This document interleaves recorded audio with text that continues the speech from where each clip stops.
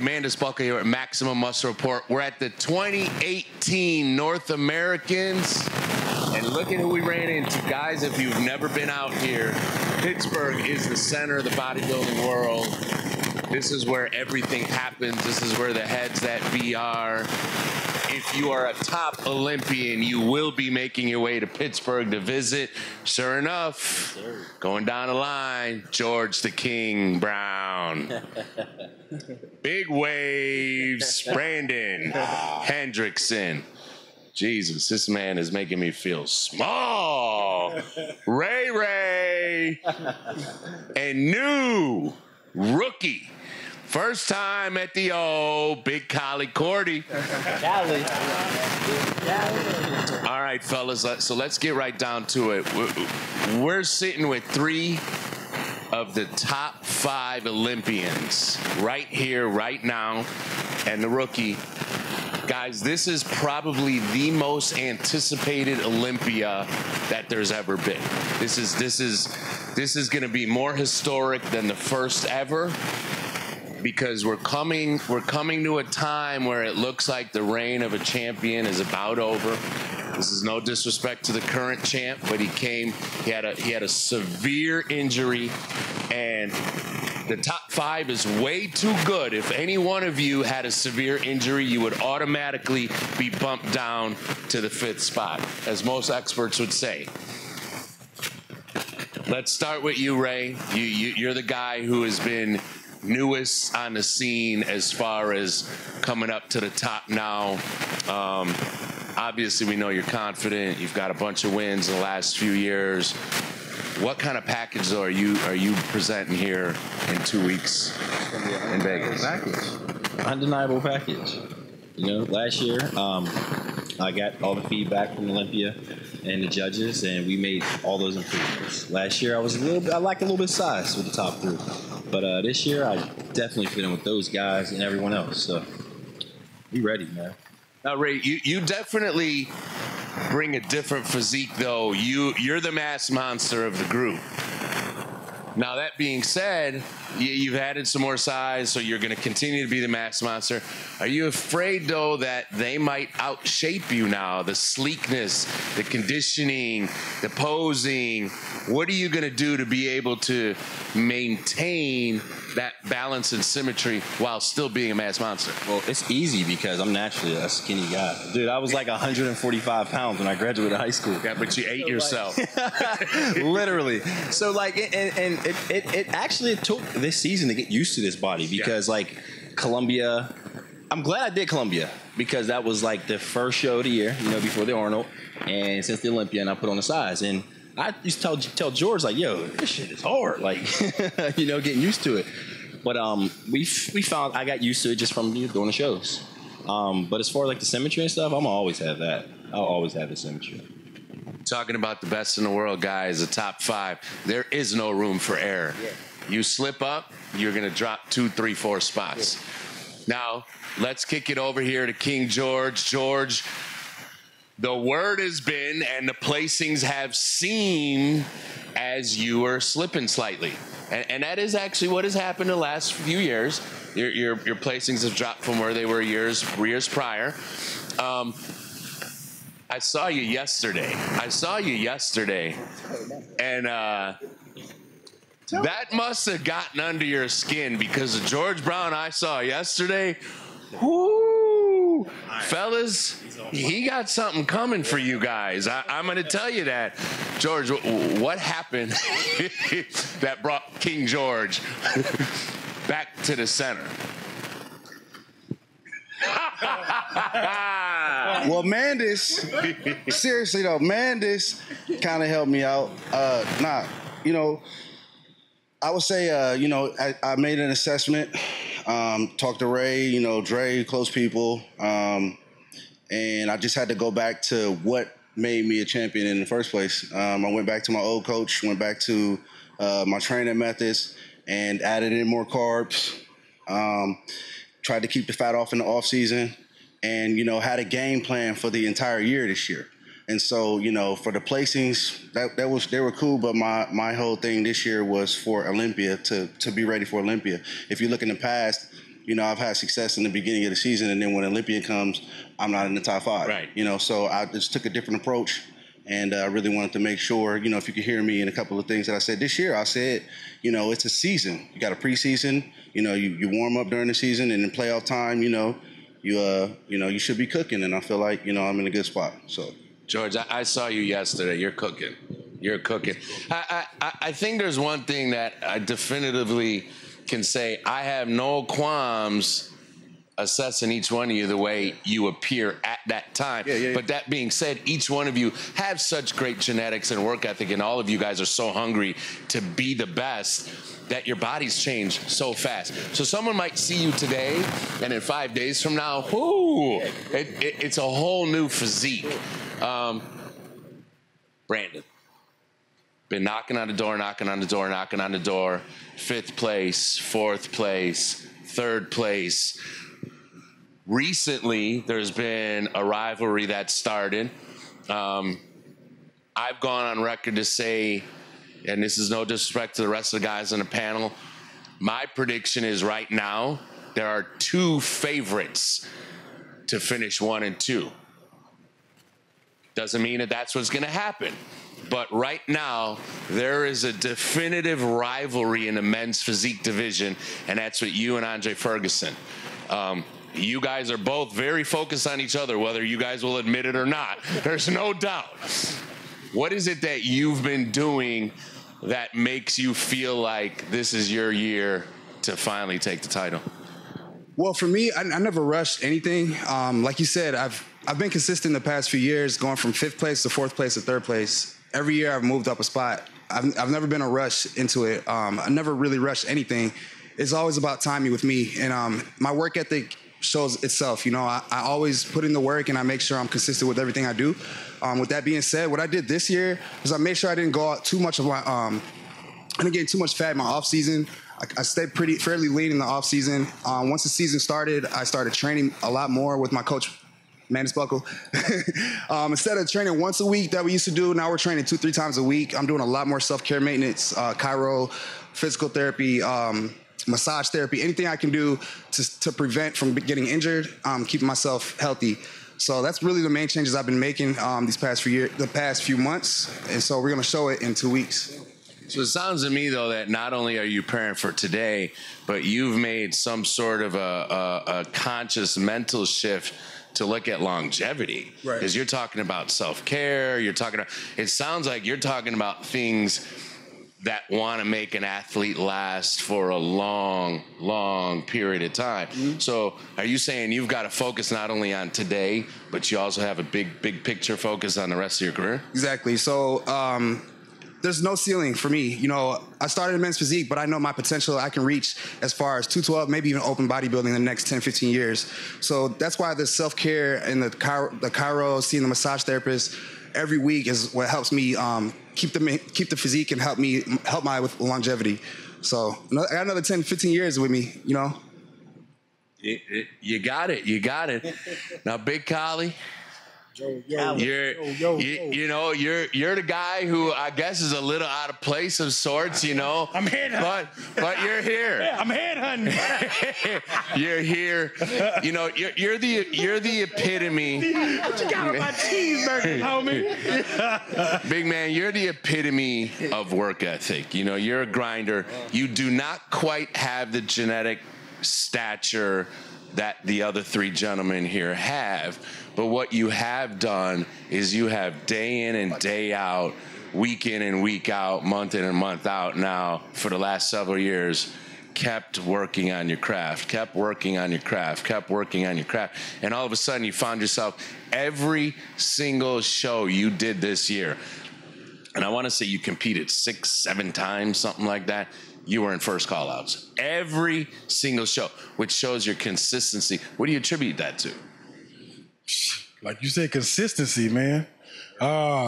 Just grinding. You know, when I placed at the first show and I got first call-out, but I ended up getting 6th place, it ended up just making me more hungry, knowing I was right there, but knowing I need to do something different. So I did those different things, and I just stayed with it, and I got rewarded for it. You know, I never took my foot off the gas. I don't plan to now. You know, started strong, got to finish strong, and that's pretty much what it is. I didn't really get a chance to have an off season during the year like a lot of guys I'm going to be competing against at the Olympia. I've been grinding all year long, so I didn't get a chance to really put the size on that I really wanted to have. But I, notice I said that I really wanted to have, but I had a phenomenal off season this year, which allowed me to make the gains that I did. You know, I'm just ready. I'm ready. You know, it's interesting you say that because it is. You know, this panel shows you guys. You guys are perennial top 5, top 7 guys. You're champions. Okay. Guys that are trying to make a name for themselves, I call it, they have to grind it out to be able to get there. George, you're the most veteran guy of this crew. When you see guys that are coming up, do you think that's the path everybody pretty much needs to take? You need to get out there and compete and do what you need to do, or what's the deal? I think that's everybody's path anyway. So you see Ray, you see his success now. Brandon, you see his success now. I'm sorry. You see their success now. We seen Khali grind all year, you know, and he made it to Olympia. So everybody has to grind before they shine. Right. You know, nobody talks about Ray at his first Arnold. You know what I mean? Or you know, when they didn't know him. You, back in the day, you know, when you was placing and you felt like, you know, you should have placed better, then, you know, you get your streak. So at the end of the day, you got to pay your dues in anything. You know, if you look at basketball, it was Steph Curry's 3rd year. It's Kyrie's 3rd year when they started rolling. Those first 2 or 3 years, you got to put your work in, and then, you know, the success will come. So like you said, you can't rush it. You got to keep on putting in work. You got to pay your dues, and when it's your time, it's your time. And when it is your time, you got to capitalize on it because it won't be your time forever.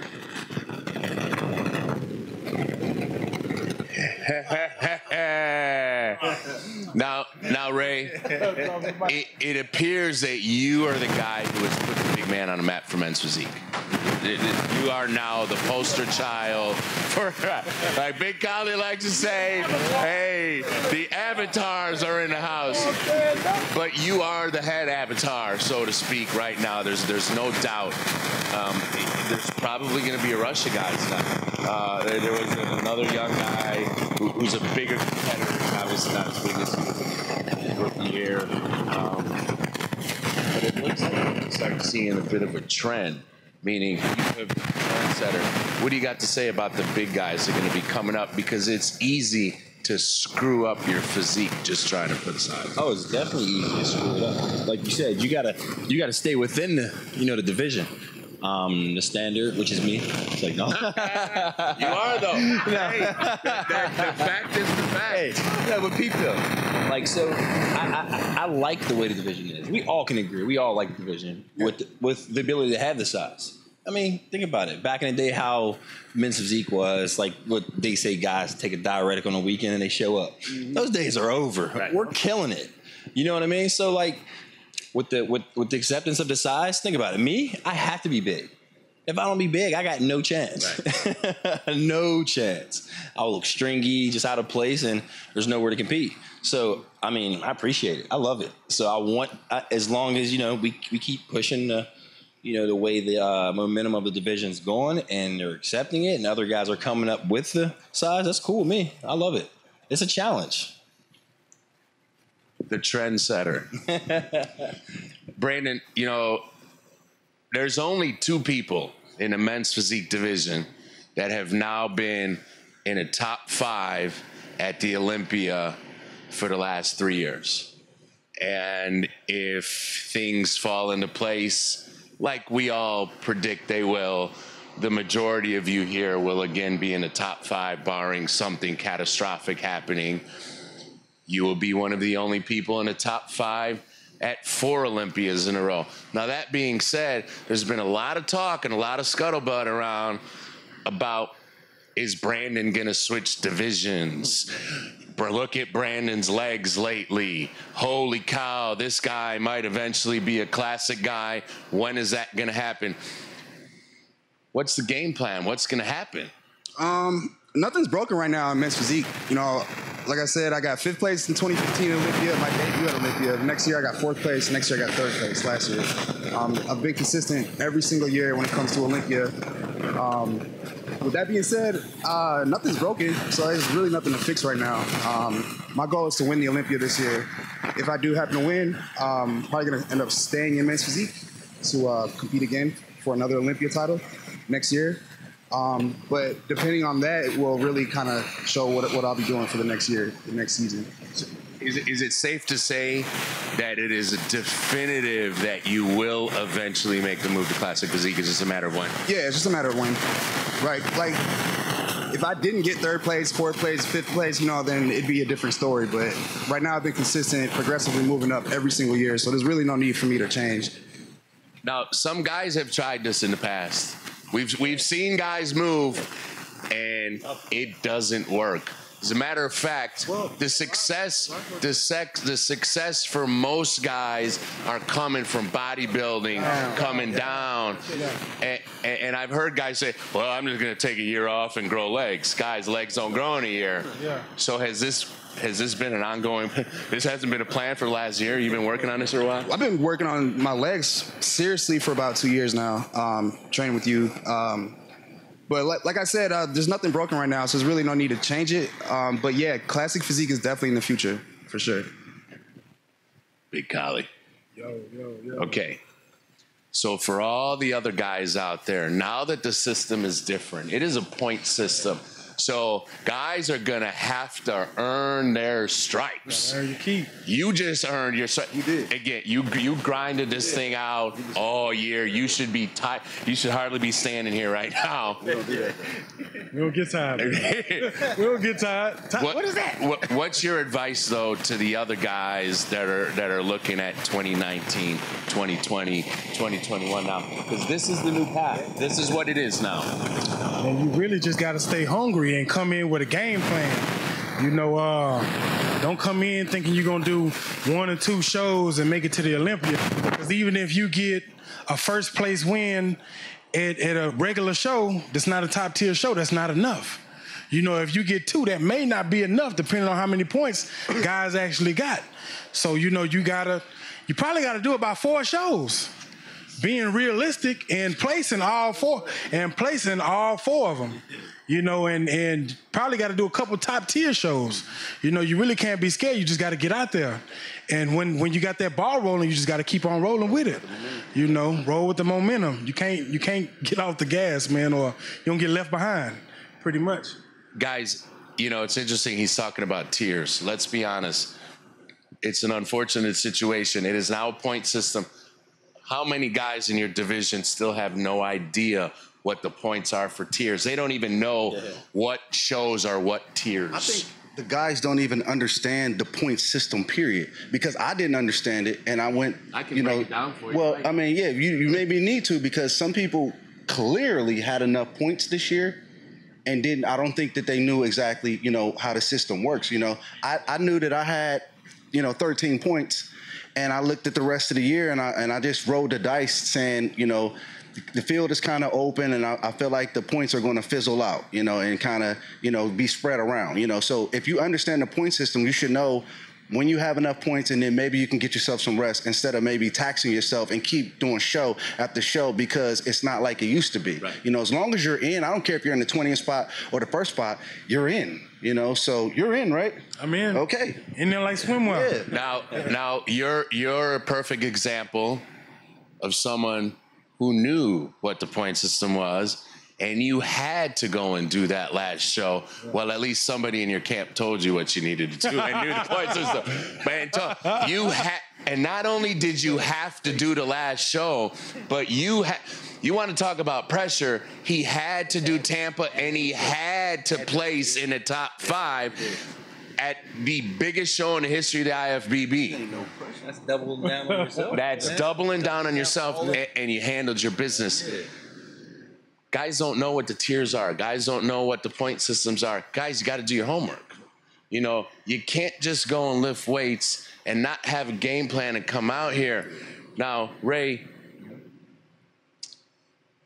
do you recommend guys coming in and doing higher tier shows right away? Because some of you are still competing at those tier 2 and tier 3 shows.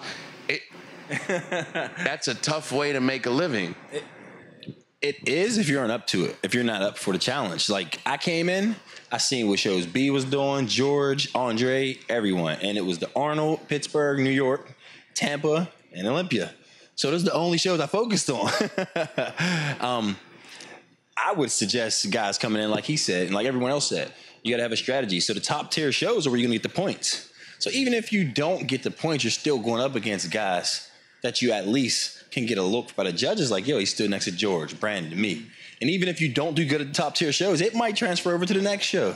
So it's a strategy. You know, there's different ways. There's a million ways to skin a cat. That's a gamble, right? You got to gamble on yourself, though. Get your points at the top tier show. The strategy of how you're adding more shows you have to compete in. True. It's got to be a strategy. But if you strategize it right, like you said, Tampa came. Because he knew Tampa was a top tier show and he had to place it, he erased the idea or the possibility of doing a show prior to that. So it was fresh for the Tampa show. It's a strategy game, man. You got the right support around you and you believe in yourself, anything can happen. That's how I look at it.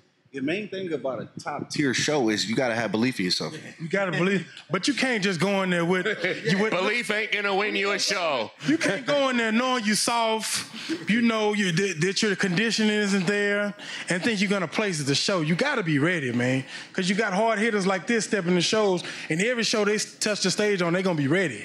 They're going to be hungry. They're shooting for first place. So you can't try to go do no top-tier show if you know you're not ready. Right. You know, get your feet wet a little bit, build some momentum, then go do it when you know you're ready. Brandon, this is the most you competed ever.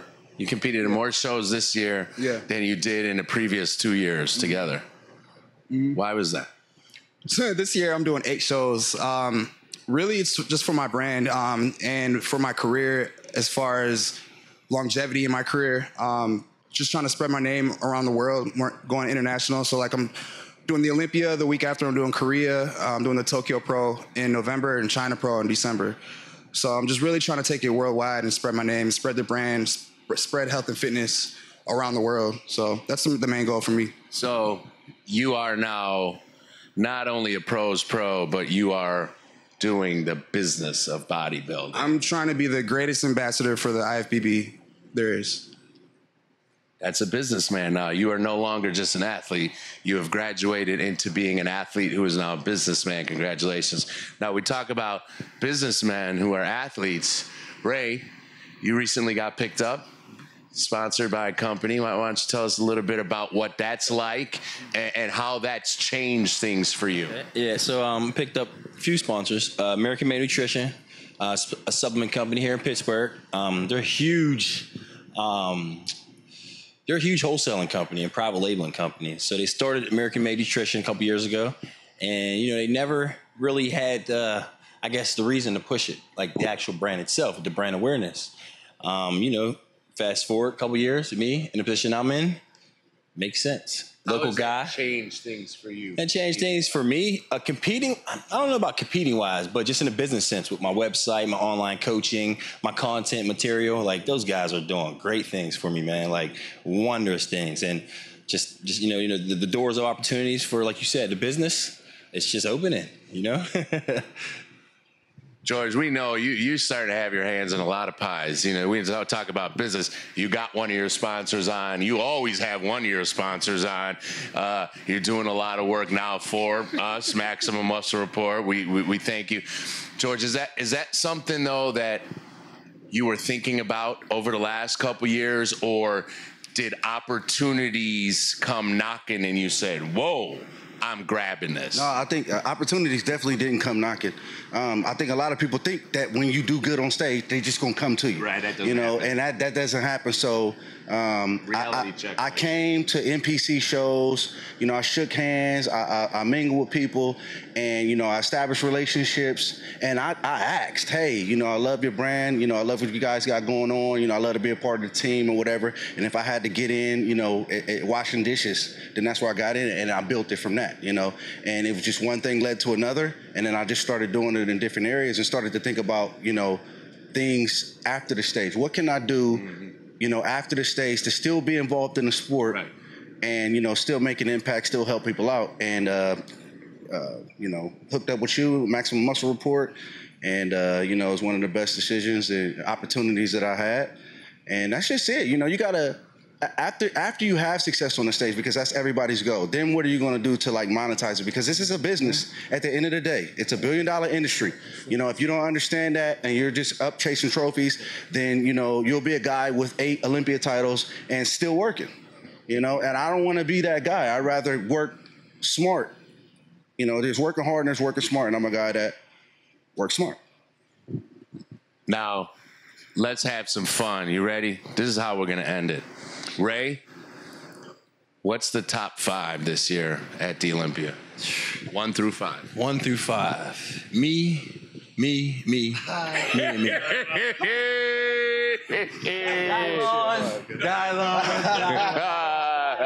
Dialogue. George. Top 5. Break down the top 5 for us. All right, so it goes, you know, you got front runners, you got obvious. Ray's having a great year. You got to throw him in there. Jeremy's 4-time champ. You throw him in there. Andres, his record is whatever. You throw him in there.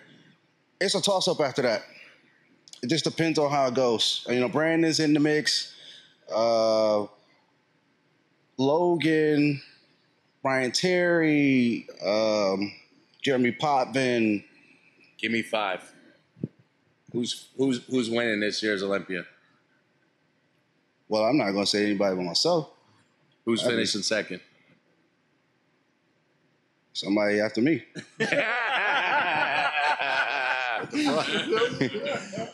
Brandon, give me your top 5 for this year's Olympia. Say me, first place, Andre, Raymont, Jeremy, and Jeremy Potvin. Okay, at least you had one guy who had the balls to give his top 5, and there you have it. I don't give a fuck who's coming. Right, I don't care. It does matter, guys. It does matter because first of all, it's a paycheck. It is. Second of all, it has to do with where you're moving. Some people get bonuses from their companies, right. recognition. So we all know. It does matter. There is a gold medal, but there is a silver and a bronze, and it does go down in the books. With the top 5, I'll say the same thing every time. The judges is going to pick who they pick. Right.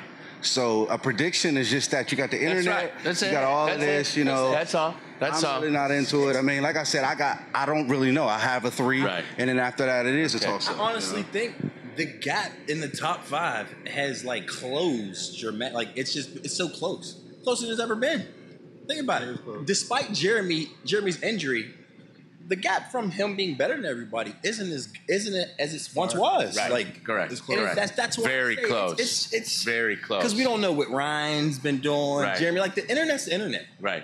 You can't tell anything from that. No so doubt. It's tough, man. Guys, this is what you will see when you come to Pittsburgh. You have no idea. If you've never been out here to a Gary Udit show, some of the best run shows in the country, in the business, the bosses are all here. Everybody's walking around. You get to run into superstars because that is what you guys are. I know you guys don't think you are, but you're some of the best in the world at what you do. That means you guys are superstars. And an up-and-comer. Congratulations, First Olympia. Pittsburgh, guys, Gary Udit. This is the North American Championships. This is what you're going to see on the Olympia stage. Until next time, guys, the fellas, Mandis, Maximum Muscle Report. You only get this here. We're out.